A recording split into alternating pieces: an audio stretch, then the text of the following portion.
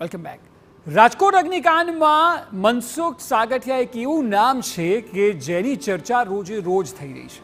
એટલી હદે કે હવે તો મનસુખ સાગઠિયા એટલે કે ટાઉન પ્લાનિંગ ઓફિસર તરીકે જે ફરજ બજાવતા હતા તેમની અપ્રમાણસર મિલકત માટે એસઆઈટીની રચના અલગથી કરવામાં આવી છે.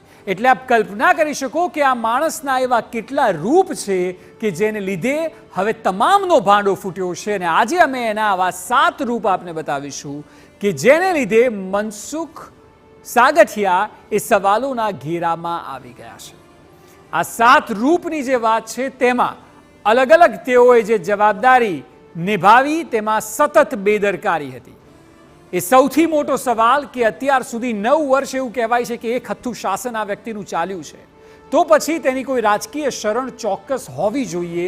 અને એવી આશંકા છે કે 2 મોટા નેતાઓની શરણ તેને હતી. તેના વિશે તપાસ ચોક્કસ થઈ રહી છે, પરંતુ કહેવાય છે કે સૌરાષ્ટ્રના અને ભાજપના 2 એવા મોટા નેતાઓ છે કે જેની શરણ આ વ્યક્તિને હતી. અને એટલા માટે કરોડોની કાળી કમાણી આ વ્યક્તિએ કરી છે. અને આ કાળી કમાણી એકલા હાથે નહીં, મિલીભગત કરવામાં આવી છે.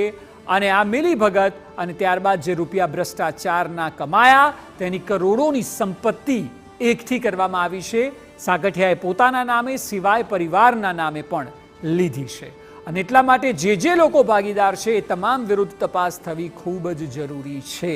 આ બેદરકારી ટીપીઓ તરીકે તેણે રાખી છે. ટાઉન પ્લાનિંગ ઓફિસર તરીકે એવું કહેવાય છે કે 9 વર્ષ તો એવા હતા કે જ્યાં એક હથ્થું શાસન તેણે ચલાવ્યું છે.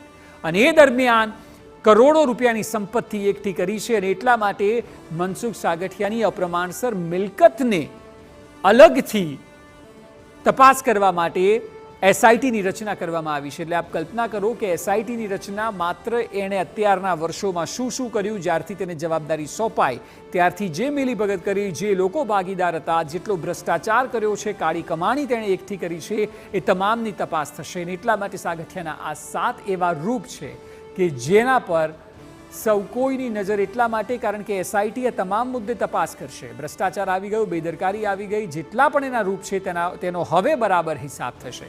મનસુખ સાગઠિયા મુદ્દે નવા ખુલાસાઓ થઈ રહ્યા છે. સાગઠિયા કાળી કમાણી મુદ્દે ઘટસ્ફોટ થયા બાદ એસીબીએ સાગઠિયા પર સકંજો મજબૂત કર્યો છે.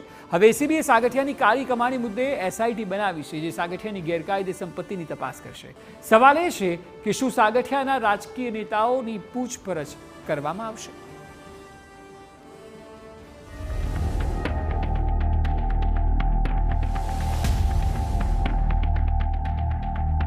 સાગઠિયા પર કોના આશીર્વાદ? ગોડફાધરના નામનો થશે ખુલાસો. હવે નેતાઓના નામ આવશે સામે. આરએમસીના પૂર્વ ટીપીઓ મનસુખ સાગઠિયા હાલ એસીબીના રિમાન્ડ પર છે.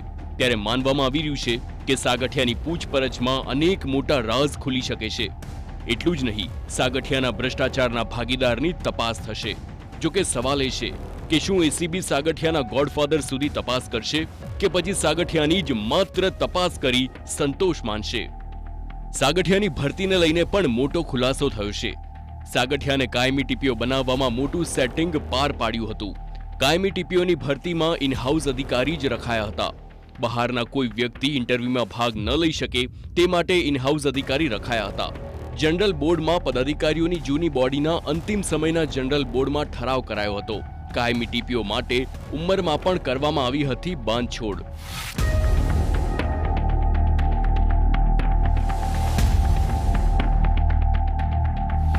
મનસુખ સાગઠિયા પાસેથી બેનામી સંપત્તિ મળી આવવાના કેસમાં હવે આવકવેરા વિભાગ પણ તપાસ કરી શકે છે.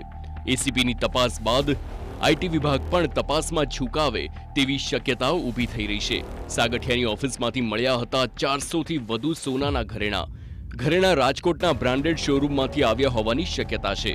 ભ્રષ્ટાચાર આચરવા સાગઠિયા રૂપિયાને બદલે સોનાના દાગીના લેતો કે કેમ તેની પણ તપાસ કરવામાં આવશે. સાગઠિયાની સોનાની ખરીદીનો રેલો જ્વેલર્સ સુધી પણ પહોંચવાની શક્યતા છે. ટીઆરપી ગેમ ઝોન અગ્નિકાંડની તપાસ જેમ આગળ વધી રહી છે તેમ સાગઠિયાના ભ્રષ્ટાચારના ચહેરાઓ બેનકાબ થઈ રહ્યા છે. સાગઠિયાના ભાઈની ઓફિસમાંથી જે સોનાના દાગીના મળ્યા છે તેમાં પણ કેટલીક મહત્વની બાબતો સામે આવી છે.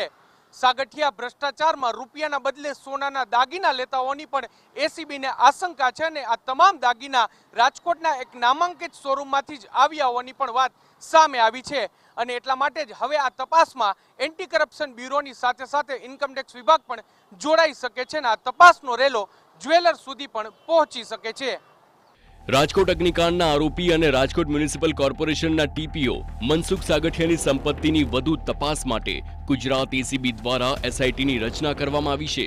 એસીબીના એડિશનલ ડિરેક્ટર બિપિન આહિરના નેતૃત્વમાં એસઆઈટીની રચના કરવામાં આવી છે. એસઆઈટીમાં 2 આસિસ્ટન્ટ ડાયરેક્ટર અને 2 પીઆઈનો સમાવેશ કરવામાં આવ્યો છે. આસિસ્ટન્ટ ડાયરેક્ટર કેએચ ગોહિલ અને આસિસ્ટન્ટ ડાયરેક્ટર આશુતોષ પરમારનો સમાવેશ કરવામાં આવ્યો છે. ફાસ્ટ ટ્રેક કોર્ટમાં કેસ ચલાવવા ઝડપથી ચાર્જશીટ અને સંપત્તિ ટાંચમાં લેવા સહિતની કાર્યવાહી કરશે એસઆઈટી. સરકારના આદેશથી ગુજરાત એસીબી દ્વારા આ એસઆઈટી એટલા માટે બનાવવામાં આવી છે કે ભ્રષ્ટ અધિકારી મનસુખ સાગઠિયાને કોર્ટમાં ઝડપથી ભ્રષ્ટાચારી પુરવાર કરીને તેની સંપત્તિ ટાંચમાં લઈને એક દાખલો બેસાડાય. ગુજરાતમાં અન્ય જે ભ્રષ્ટ અધિકારીઓ છે તેઓમાં ભય ફેલાય અને તેઓ ભ્રષ્ટાચાર કરતા અટકે તે હેતુસર રાજ્ય સરકારના આદેશથી આ એસઆઈટી બનાવવામાં આવેલી છે. આ એસઆઈટી આવતીકાલથી જ પોતાની તપાસ આરંભી દેશે અને હવે આગળની જે કાનૂની કાર્યવાહી તપાસ ચાર્જશીટ સહિતની જે કાનૂની પ્રક્રિયા છે તે ઝડપથી પૂર્ણ કરશે. ફાસ્ટ ટ્રેક કોર્ટની પણ રચના કરવામાં આવશે અને તેમાં જે ઇન્સાફી કાર્યવાહી છે તે ઝડપથી પૂર્ણ થયા બાદ ગૃહ મંત્રાલય અને કોર્ટની મંજૂરી બાદ મનસુખ સાગઠિયાને 30 કરોડથી વધુની જે સંપત્તિ છે તે ટાંચમાં લેવાય તેવી તમામ કાર્યવાહી કરવામાં આવશે. સાગઠિયાની સંપત્તિને લઈને પણ મોટો ખુલાસો થયો છે.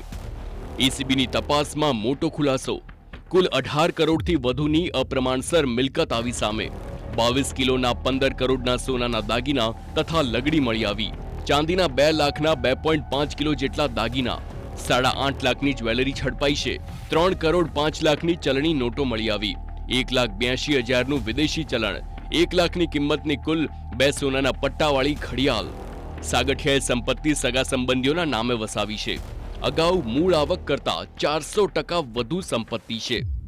રાજકોટ મહાનગરપાલિકાના ટીપીઓ સાગઠિયા પાસેથી જેલમાંથી 4 લાખ પડાવ્યાની ચર્ચા વહેતી થઈ છે. રાજકોટ જેલની અંદર સાગઠિયાને માથાભારે શખ્સે પરેશાન કર્યાની વાત સામે આવી રહી છે. હત્યા સહિતના ગુનામાં સંડોવાયેલા શખ્સે સાગઠિયા પાસેથી 4 લાખ રૂપિયા માંગ્યા હતા.